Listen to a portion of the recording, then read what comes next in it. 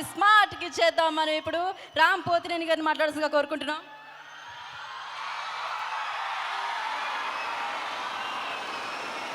విశాఖపట్నం అది ఎప్పుడు వచ్చినా సౌండ్ తగ్గకూడదు. అందరూ బాగున్నారా? ఎట్లుంది ట్రైలర్?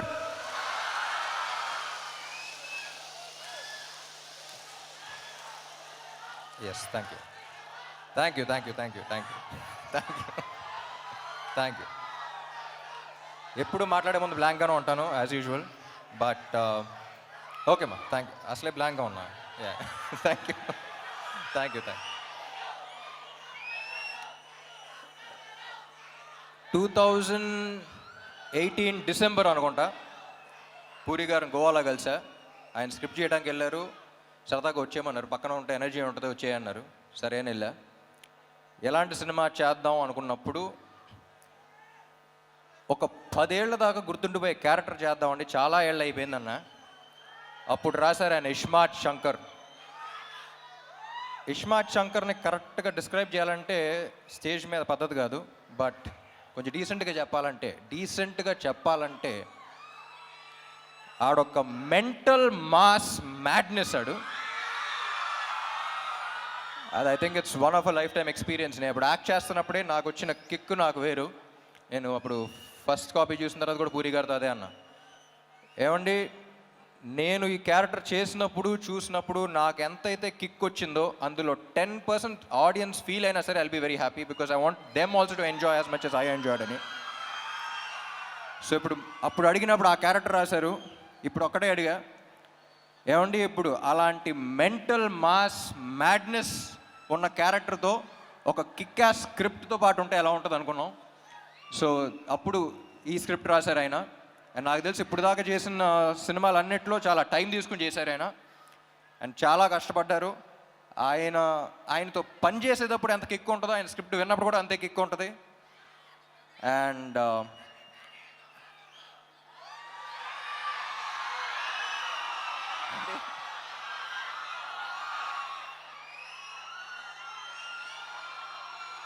డైలాగా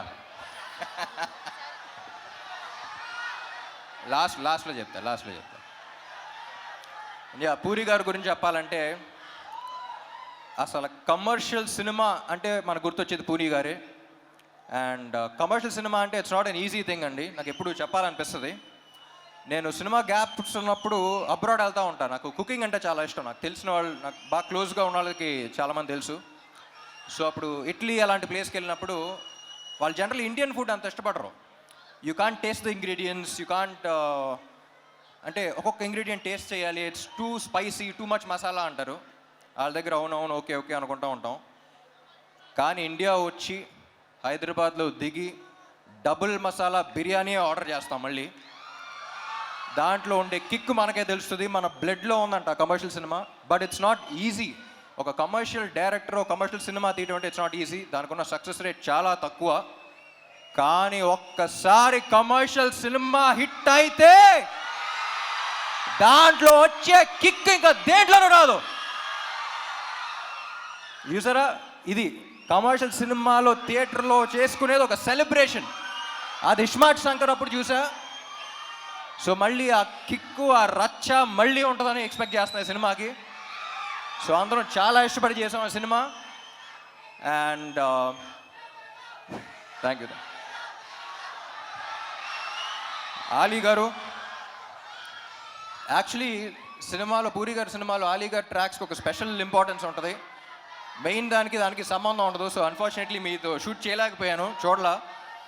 బట్ లొకేషన్లో అందరూ చాలా ఎంజాయ్ చేశారని చెప్పారు. I wish I was there on sets with you. And Kavya ఏం చెప్పకముందే థ్యాంక్ యూ ఉంటుంది, అంత మంచి అమ్మాయి.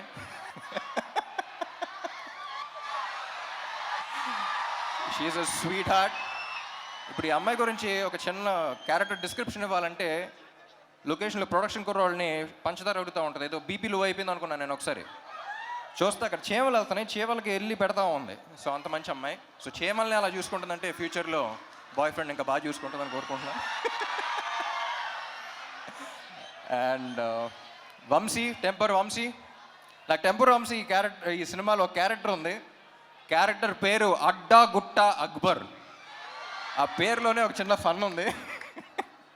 సో సరదాగా అలాగే అడ్డాగుట్ట అక్బర్ని పిలవటం స్టార్ట్ చేశాను నేను. సో సినిమా అయిపోయిన తర్వాత టెంపర్ వంశీ నుంచి అడ్డాగుట్ట అక్బర్ అయిపోతామని కోరుకున్నా. And Vishu is one of the very few people. Generally మనం చాలా తక్కువ పని చేసి చాలా ఎక్కువ బిల్డప్లు ఇచ్చేవాళ్ళని చూస్తాం, కానీ ఎగ్జాక్ట్ ఆపోజిట్ మనోడు. అండ్ ఎంత స్ట్రెస్ ఉన్నా బయటకు చూపిడు. And I don't think double smart would been possible without you. And చార్మీకి రైట్ హ్యాండ్లో అంటాడు. సో పాప మనోడు ఇద్దరు కలిసి అసలు యుద్ధాలే చేశారు. And thank you so much Vishu. And thank you Charmi. And Vizag songs ఎలా ఉన్నాయి? ఏ సాంగ్ బాగుంది? స్టెప్పా మారా మార్ ముంతానా?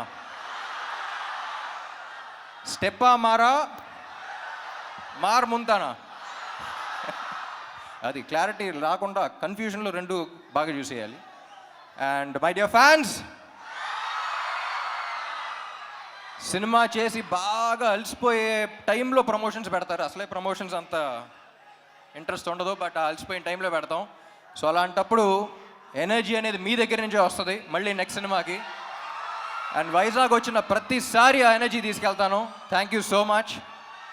అండ్ కొంతమంది కుర్రోళ్ళు ఇందాక బైక్లో చూసా, చాలా జాగ్రత్తగా వెళ్ళండి ప్లీజ్. మీ ప్రేమ ఏంటో నేను అర్థం చేసుకోగలుగుతాను, కానీ మీరు బైక్లు అలా తోలుతుంటే నా గుండెలో రైళ్లు పరిగెడుతున్నాయి. సో అందరూ హెల్మెట్స్ పెట్టుకోండి. అండ్ సినిమా డైలాగా ఏంటి డైలాగేగా?